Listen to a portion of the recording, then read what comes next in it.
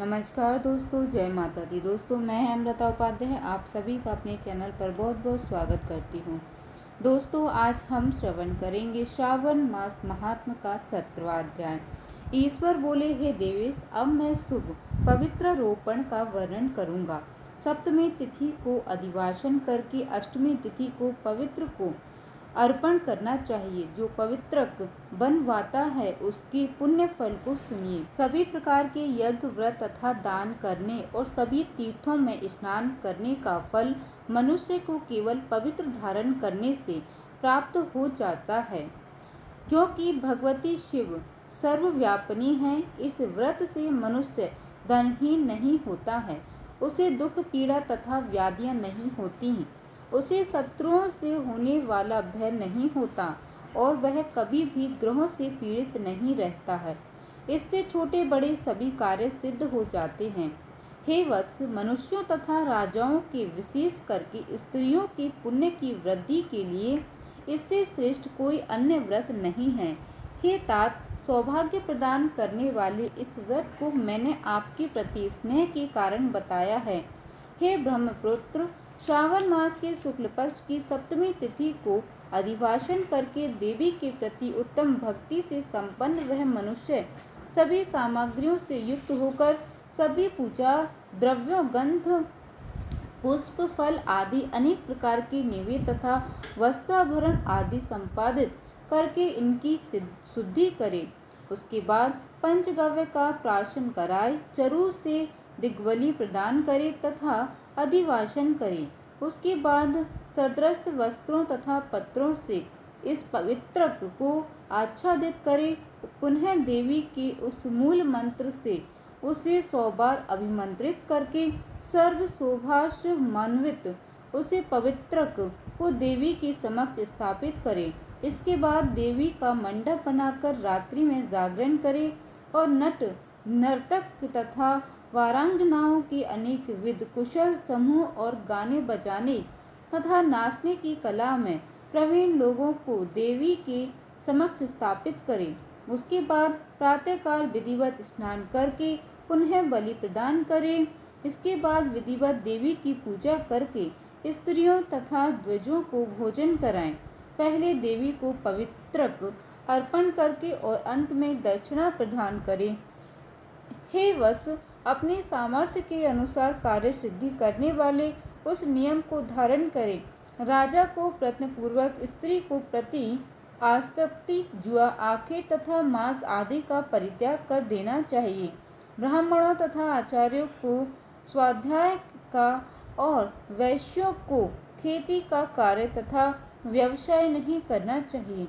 7, 5, 3, 1 अथवा आधा दिन त्याग पूर्वक रहना चाहिए और देवी के कार्यों में निरंतर अपने मन में आसक्ति बनाए रखनी चाहिए।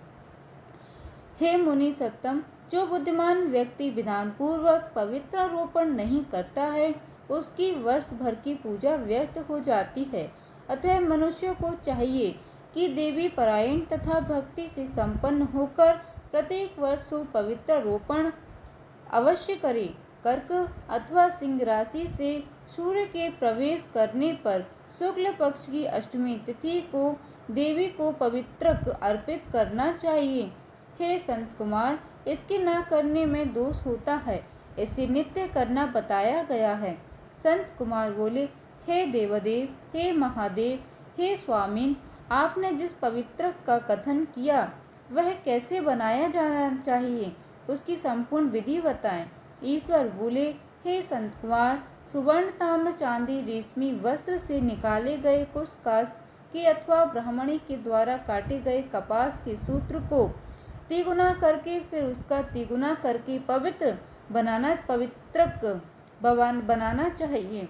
उनमें 308 तारों का पवित्रक उत्तम और 270 तारों का पवित्रक माध्यम माना गया है। 180 तारों वाले पवित्रक को कनिष्ठ जानना चाहिए।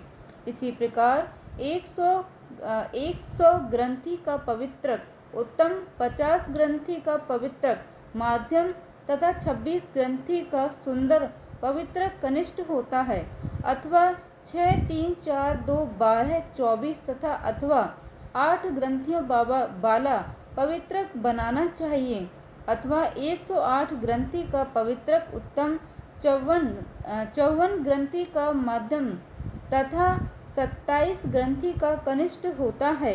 प्रतिमा के घुटने तक का लंबा पवित्रक उत्तम, जंघा तक लंबा पवित्रक माध्यम तथा नाभि पर्यंत पवित्रक अधम कहा जाता है। पवित्रक की सभी शुभ ग्रंथियों को कुमकुम से रंग देना चाहिए। इसके बाद अपने समक्ष शुभ सर्वोत्त भद्रमंडल पर देवी का पूजन करके कलश के ऊपर बांस के पात्र में पवित्रकों को रखें। 3 तार वाले पवित्रक को ब्रह्मा, विष्णु तथा शिव का आह्वान करके स्थापित करें। इसके बाद का सुनिए। 9 तार के पवित्रक को ओंकार, सोम, अग्नि, ब्रह्मा, समस्त नागों, चंद्रमा, सूर्य, शिव तथा विश्व देवों की स्थापना करें। हे संत कुमार, अब मैं ग्रंथियों में स्थापित किए जाने वाले देवताओं का वर्णन करूंगा। क्रिया, पौरुषी, वीरा, विजया, अपराजिता, मनोन्मनि, जाया, भद्रा, मुक्ति और ईशा ये देवियां हैं। इनके नामों के पूर्व व प्रणव तथा अंत में नमः लगाकर ग्रंथि संख्या के अनुसार क्रम से आह्वान करके चंदन आदि से इनकी पूजा करनी चाहिए। इसके बाद प्रणव व अभिमंत्रित करके देवी को धूप अर्पण करना चाहिए। हे संत कुमार, मैंने आपसे देवी के इस पवित्र रोपण का वर्णन कर दिया। इसी प्रकार अन्य देवताओं का भी पवित्र रोपण प्रतिपदा आदि तिथियों में करना चाहिए। मैं उन देवताओं को आपको बताता हूँ। कुबेर, लक्ष्मी, गौरी, गणेश, चंद्रमा, बृहस्पति, सूर्य, चंडिका, अम्मा, वासुका, ऋषिगण, चक्रपाणि, अनंत, शिवजी, ब्रह्मा और पितर। इन देवताओं की पूजा प्रतिपदा आदि तिथियों में करनी चाहिए। यह मुख्य देवता तथा पवित्र रोपण है। उनके अंग देवता का पवित्र 3 सूत्रों का होना चाहिए। ईश्वर बोले, हे विपिंद्र, अब मैं श्रावण मास के दोनों पक्षों की नवमी तिथि के करणीय कृत्य को बताऊंगा। इस दिन कुमारी नामक दुर्गा की यथाविधि पूजा करनी चाहिए। दोनों पक्षों की नवमी के दिन नक्त व्रत करें और उसमें दुग्ध तथा मधु का आहार ग्रहण करें अथवा उपवास करें। उस दिन कुमारी नामक उन पाप नाशिनी दुर्गा चंडिका की चांदी की मूर्ति बनाकर भक्ति पूर्वक सदा उनका अर्चन करें। गंध, चंदन, कनेर के पुष्पों, दशांग, धूप और मोदकों से उनका पूजन करें। उसके बाद कुमारी कन्या, स्त्रियों तथा विप्रों को श्रद्धा पूर्वक भोजन कराएं। फिर मौन धारण करके स्वयं बिल्वपत्र का आहार ग्रहण करें। इस प्रकार जो मनुष्य अत्यंत श्रद्धा के साथ दुर्गा जी की पूजा करता है, वह उस परम स्थान को जाता है जहाँ देव बृहस्पति विद्यमान है। हे विधिनंदन, यह मैंने आपसे नवमी तिथि का कृत्य कह दिया। यह मनुष्यों के सभी पापों को नाश करने वाला है, सभी संपदाएं प्रदान करने वाला, पुत्र पौत्र आदि उत्पन्न करने वाला और अंत में उन्हें उत्तम गति प्रदान करने वाला है।